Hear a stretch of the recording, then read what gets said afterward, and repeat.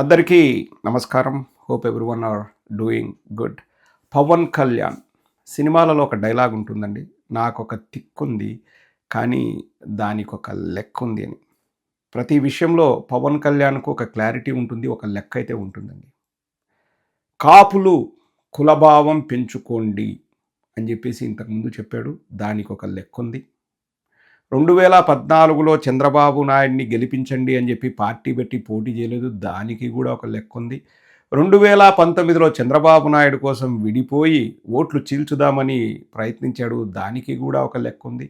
2020 జనవరిలో మోదీ గారు కానీ, అమిత్ షా గారు కానీ ప్రసన్నం చేసుకోకపోగా ఢిల్లీలో 3 రోజులు పడిగాపులు కాసి కేవలం నడ్డా గారితో మేము పొత్తు పెట్టుకుంటామని చెప్పి నాదెండ్ల మనోహర్ అండ్ పవన్ కళ్యాణ్ వెళ్ళొచ్చారు. దానికి కూడా ఒక లెక్క ఉంది. ఇక 2023లో చంద్రబాబు నాయుడు జైలుకి వెళ్తే టీడీపీ పరిస్థితి అగమ్యగోచరంగా ఉంటే తను వెళ్ళి నేను పొత్తు పెట్టుకుంటా అని చెప్పడంలో కూడా ఒక లెక్క ఉంది. ప్రతి దానికి ఒక లెక్క ఉంది. అటువంటి తిక్క లెక్క ఉన్న పవన్ కళ్యాణ్ గారు ఆసక్తికరంగా నిన్ననో మొన్ననో జరిగిన క్యాబినెట్ సమావేశానికి డుమ్మా కొట్టారు. పోనీ ఇది మొదటిసారా అనుకుంటే కాదు. 2026 జూలైలో క్యాబినెట్ మీటింగ్ జరిగితే డుమ్మా కొట్టారు. అంతకుముందు ఒకసారి డుమ్మా కొట్టారు. మొన్న మోదీ గారి మీటింగ్ జరిగినప్పుడు వచ్చారు. స్టేజ్ పైన మోదీ గారు, చంద్రబాబు నాయుడు గారు అండ్ పవన్ కళ్యాణ్ గారు ప్రత్యక్షమయ్యారు. ఇంకా ఏదో పిలవని పేరంటానికి వచ్చినట్టు నారా లోకేష్ కూడా వెళ్ళాడు. ఎందుకు వెళ్ళాడో మనకు తెలియదు. ఇంకా అన్ని దానిలో వేలు పెడుతున్నాడు సకల శాఖ మంత్రుల్లాగా. సో పవన్ కళ్యాణ్, చంద్రబాబు నాయుడు బయట ప్రజలకు చూడంగా బాగానే కనిపించారు. కానీ క్యాబినెట్ మీటింగులకు వచ్చే లోపల పవన్ కళ్యాణ్ గారు గైర్హాజరవుతున్నారు. ఏదో ఒక కారణం. ఇప్పుడు నిర్ణయాలు నేను తీసుకోను కదా, నా మాటకు చెల్లుబాటు లేదు కదా అనుకున్నా కానీ బయటకు వచ్చి ఏం చెప్తా ఉంటాడు? 15 సంవత్సరాలు మనం కలిసి ఉండాలా అని చెప్తున్నాను అని చెప్పేసి పవన్ కళ్యాణ్ అంటాడు. మనం ఐక్యంగా ఉండాలా అంటాడు. ఒక పక్క నారా లోకేష్ ఏమో ఏంద్రబాయ్ ఒకసారి 29 మాత్రమే అంటావు, 3 సార్లు కలిసి పోటీ చేస్తాం చెప్పరాబాయ్ ఏంద్రబాయ్ అని అరే ఒరే అని పవన్ కళ్యాణ్ నారా లోకేష్ అంటాడంట. నారా లోకేష్ అలాగే బయటకు వచ్చేసి అంటే ఇంకా నన్ను ఒరే అరే అంటాడు, మాకంత చనువు ఉంది, మేమంతా కలిసిమెలిసి బాగుండామని చెప్పే ప్రయత్నం చేయడానికి నారా లోకేష్ కూడా బయటకు వచ్చి అప్పుడప్పుడు మాట్లాడుతుంటాడు. సో బయట అంతా కనిపించడం బాగానే ఉంది. కానీ క్యాబినెట్ మీటింగులకు ఎందుకు అటెండ్ కావట్లేదు?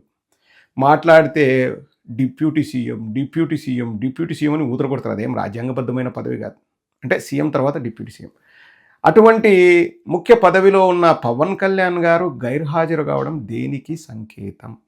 అంటే రాజకీయంగా మనం ఆలోచిస్తే, విశ్లేషణ చేస్తే నిర్ణయాలు తీసుకుంటున్నారు. What ever it is. ఇప్పుడు రాజధాని కానీ, రాజధానికి సంబంధించిన విషయాలు కానీ మననే కొలుసు పార్థసారథి గారు బయటకు వచ్చి క్యాబినెట్ మీటింగ్ తర్వాత చెప్పారు. 206,59,00,000 రూపాయలు కేవలం ప్లానింగ్, హైకోర్టు ప్లానింగ్కే మేము ఖర్చు చేస్తున్నామని.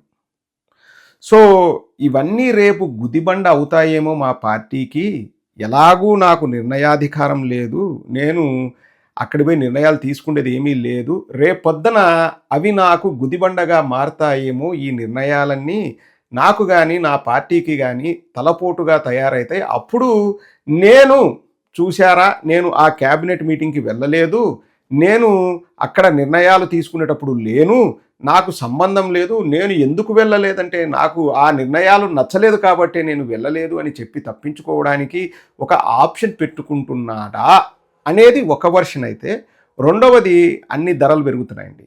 పెట్రోల్ ధరలు, డీజిల్ ధరలు, నిత్యావసర వస్తువుల సరుకుల ధరలు అన్నీ పెరుగుతున్నాయి. సో పవన్ కళ్యాణ్ కూడా ఏవో పర్సనల్ ఖర్చులు ఉంటాయి, అన్నీ పెరుగుతుంటాయి కదా. నెల నెల వచ్చే ఆదాయంలో ఇప్పుడు ఎక్కడ మనము చంద్రబాబుని, నారా లోకేష్ని ఇరుకుని పెట్టచ్చు. ఇటువంటి మీటింగ్లకు నేను రాను అంటే ఓకే, ప్లీజ్ రండి అంటే నేను రాను.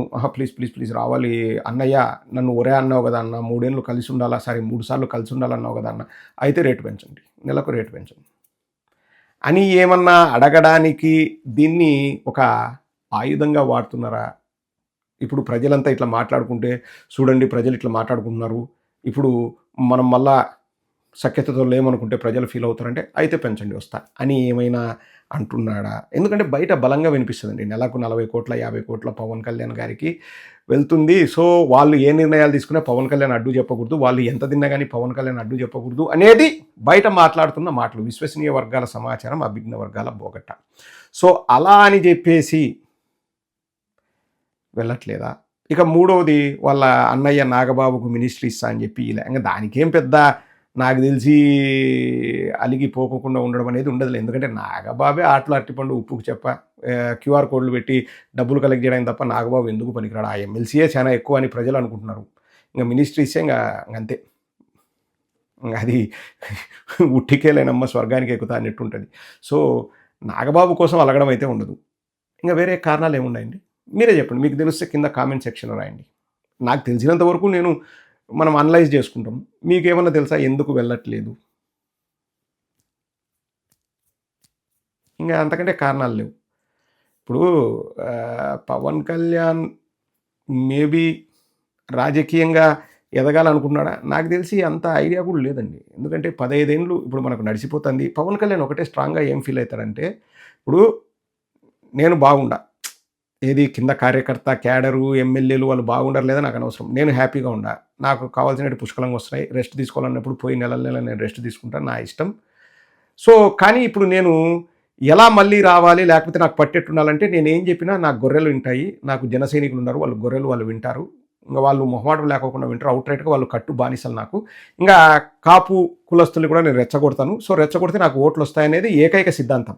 ఇంకా అప్పుడప్పుడు వాళ్ళను రంజింపజేయడానికి, వాళ్ళను ఉత్సాహపరచడానికి, ఉర్రూత లూగించడానికి, ఇంకా ఇదిగో ఈ కెమెరా సైడ్ చూసి చెప్తున్నా, తొక్కి నారదిస్తా తాటదిస్తా అంటే ఇంకా వాళ్ళు ఇంకా శివాలు ఎత్తిపోతారు. వాళ్ళు ఇంకా గంగవీరులు ఎత్తుకొని పోతారు. ఇంకా ఈ జన సైనికులు ఉంటారు కదా, అన్న వచ్చినాడు ఎలివేషన్లు వేసుకుంటారు. సో వాళ్ళకి ఏది ఇవ్వాలనో అది ఇస్తుంటాడు పవన్ కళ్యాణ్ అప్పుడప్పుడు వచ్చి. అందుకనే డిఫరెంట్ గెటప్పుల్లో వస్తాడు, అప్పుడప్పుడు వస్తాడు. ఇంకా తిట్టాలంటే, లేకపోతే ఆ విశ్వరూపం చూపించాలంటే సినిమాల్లో అంటే ఏదో స్టంట్ భాషలు చెప్తారు, ఏదో చేస్తాడు. కానీ నిజ జీవితంలో అట్లా కాదు కదా. ఏమి చేయకుండా ఇక్కడ పుట్టగోసులో ఏం పనులు జరగకపోయినా కానీ అప్పుడప్పుడు వస్తాడు. వచ్చేసి వైఎస్ఆర్ కాంగ్రెస్ పార్టీ వాళ్ళ మీద ఎగురితే ఇంకా ఈ జనసైనికులు పిల్లపిత్రులు ఉంటారు కదా, వాళ్ళు అబ్బా అన్న వచ్చినాడు వెయ్యి కేక మళ్ళీ గ్యాప్ ఇస్తాడు మాట్లాడేటప్పుడు. సో ఒకటే పవన్ కళ్యాణ్ నమ్మకం ఏంటంటే, నా గొర్రెలు ఉన్నంత వరకు నాకేం కాదనుకుంటాడు. అది కొంతవరకు కరెక్టే. కానీ కాపుల విషయంలోనే బాగా పొరపాటు పడుతున్నాడు పవన్ కళ్యాణ్. 2019లో ఏమో అవుట్రైట్గా కాపులు వేయలేదు పవన్ కళ్యాణ్. ఒకసారి చూద్దామని చెప్పి 2024లో వేసిన మాట వాస్తవం. కానీ కాపులకు ఏమైనా మంచి జరిగిందా? మీరే చెప్పండి, నేను చెప్పడం దేనికి? సో ఈసారి భారీగా దెబ్బ పడుతుంది. మనకు ఏమీ జరగట్లేదు, మన కాపులకు కూడా ఏమీ జరగట్లేదు అని లాస్ట్లో ప్లేటు ఫిరాయించిన, అంటే మళ్ళా ఓట్లు చీల్చడానికి, ఏది ప్రభుత్వ వ్యతిరేక ఓట్లు చీల్చడానికి ప్లేటు ఫిరాయించిన ఆశ్చర్యపోవాల్సిన అవసరం లే. మనం విడివిడిగా పోటీ చేద్దాం. పోటీ చేసి మళ్ళీ ఒకవేళ మనకు సంఖ్యాబలం బాగుంటే మనం ఇద్దరం కలుద్దామని చంద్రబాబు నాయుడు ఐడియా వేసినా కానీ వేస్తాడు. సో అప్పుడు వెళ్ళి ఏం చెప్పుకుంటాడు, నాకేం సంబంధం లేదు, ఈ నిర్ణయాలన్నీ చంద్రబాబు నాయుడు తీసుకున్నాడు, రేపొద్దున మళ్ళీ మీరు ఓటేయండి, నేను ముఖ్యమంత్రిని చూపిస్తా, మన కాపుల్లో ఇంతవరకు ఎవరు ముఖ్యమంత్రి కాలే, మీరు కులభావం పెంచుకోండి, నేను మళ్ళా వస్తా, వచ్చి ఈసారి అంత మనోళ్ళకి ఇంపార్టెన్స్ ఇస్తా అని చెప్పేసి ఏదో చేయడానికి ప్లాన్ ఉన్నట్టు నాకు అనిపిస్తుంది. ఇంకా అంతకంటే ఇంకా పెద్ద రీజన్ ఏం లేదు. ఒకటి ఫైనాన్షియల్, రెండోది పవర్. ఇంకా అంతకంటే ఏముంది? ఇంకా అంతకంటే ఏం లేదు.